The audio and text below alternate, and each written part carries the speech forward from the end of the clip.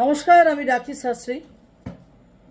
কিছু বছরে আপনারা দেখেছেন কিছু মানুষ এই সোশ্যাল মিডিয়ার থ্রু দিয়ে অনেক বেশি খুব কম সময়ের মধ্যে পরিচিতি পেয়ে গেছে। সেটা কোনো পডকাস্টার হতে পারে, অ্যাস্ট্রোলজি হতে পারে, কোনো শেয়ার মার্কেটে কোনো জ্ঞান দিচ্ছে এমনই কোনো ব্যক্তি হতে পারে। এরকম কম সময়ের মধ্যে অনেক অনেক বেশি পরিচিতি পেয়েছে, কিংবা অনেক মানুষ কিছু বছরে আপনারা দেখেছেন। কিন্তু একটা কথা আছে না, নাথিং লাস্ট ফর এভার।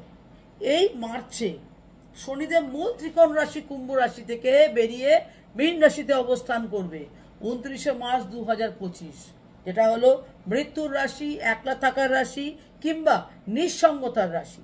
ফলত এত তাড়াতাড়ি এত ইজি কোনো জিনিসই কিন্তু পাবেন না। ফলত এই 2025 আপনি দেখবেন যে এমন লোকেরাই টিকে যাবে যাদের মধ্যে ডেপথ আছে, যারা নলেজেবল এবং যাদের উপরে মহাদেবের আশীর্বাদ আছে কিংবা ভগবানের আশীর্বাদ আছে, তারাই কিন্তু শেষ অবধি টিকে যাবে। বাদ বাকি সবাই কিন্তু মুছে যাবে। নমস্কার।